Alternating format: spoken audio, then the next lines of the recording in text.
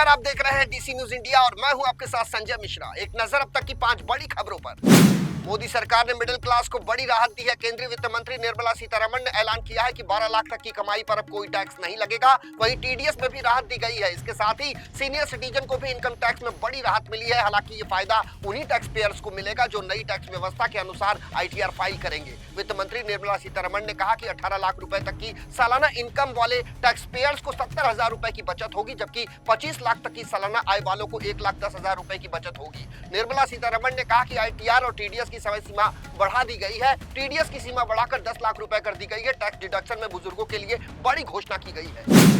केंद्रीय वित्त मंत्री निर्मला सीतारमण ने शनिवार को बजट भाषण में ऐलान किया कि देश की 5 आईआईटी में एडिशनल इंफ्रास्ट्रक्चर बनाया जाएगा। साथ ही आईआईटी पटना का विस्तार किया जाएगा और आईआईटी पटना में ही छात्रावास बनाए जाएंगे। उन्होंने ये भी कहा कि फेलोशिप की संख्या बढ़ाई जाएगी। शिक्षा क्षेत्र से जुड़ी अन्य अहम घोषणाओं में उन्होंने कहा कि बजट में आर्टिफिशियल इंटेलिजेंस यानी एआई संबंधी एजुकेशन के लिए 500 करोड़ रुपए का आवंटन किया गया है, जिसमें 3 एआई एक्सीलेंस सेंटर लगाए जाएंगे। इसके अलावा वित्त मंत्री ने कहा कि 5 साल में 75,000 मेडिकल सीटें बढ़ाई जाएगी। इसके साथ साथ अगले साल 10,000 मेडिकल की अतिरिक्त सीटें भी बढ़ाई जाएगी। वित्त मंत्री ने कहा कि केंद्र सरकार भारतीय भाषा की पुस्तकों को डिजिटल रूप में उपलब्ध कराने के लिए भारतीय भाषा पुस्तक योजना लागू करेगी।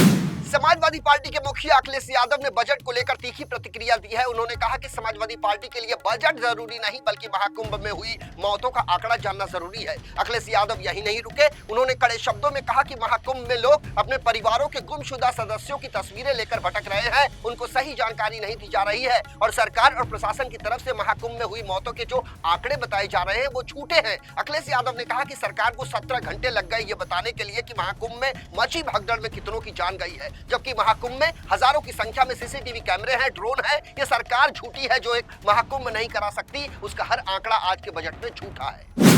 पिछले कुछ दिनों से महाराष्ट्र की सियासत में इस बात की चर्चा हो रही थी कि छगन भुजबल को केंद्र सरकार राज्यपाल का पद दे सकती है, जिस पर विराम लगाते हुए राज्य के पूर्व मंत्री और वरिष्ठ एनसीपी नेता छगन भुजबल ने शुक्रवार को कहा कि मुझे राज्यपाल बनाना मेरे मुंह पर ताला लगाने जैसा होगा, जबकि मेरा असली काम समाज के गरीब और वंचित वर्गों के अधिकारों के लिए लड़ना है। छगन भुजबल ने पूर्व में हुए तेलगी स्टाम्प पेपर घोटाले में कुछ आरोपों के बाद शरद पवार द्वारा जल्दबाजी में इस्तीफा मांगे जाने की भी कड़ी आलोचना की। भुजबल ने पुणे में आयोजित एक कार्यक्रम के दौरान कहा कि राज्यपाल के तौर पर मैं क्या कर पाऊंगा, मेरा काम गरीबों के अधिकारों के लिए लड़ना है। अगर मैं राज्यपाल बन गया तो मैं उस लड़ाई को नहीं जारी रख पाऊंगा।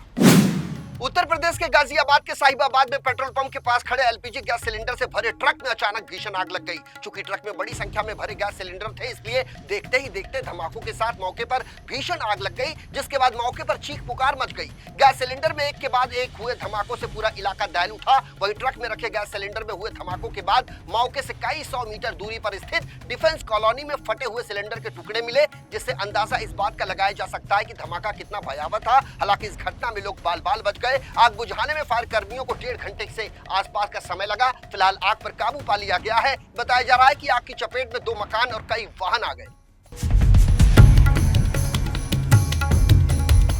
आचार्य चाणक्य कहते हैं कि अगर कोई व्यक्ति बेवजह और बार बार आपका अपमान करता है तो उसे अनदेखा कर दे, लेकिन हाँ, अगर एक सीमा से अधिक ऐसा हो तो इसका जवाब देना भी आवश्यक है।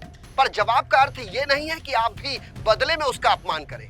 वास्तव में ऐसा करना आपको उसके अपमान का ही हकदार बनाता है, इसलिए ये जवाब भी आपको अपने कर्मों के द्वारा ही देना होगा। उसके अपमान की जो भी वजह हो उसे अपने कर्मों के द्वारा गलत साबित करें।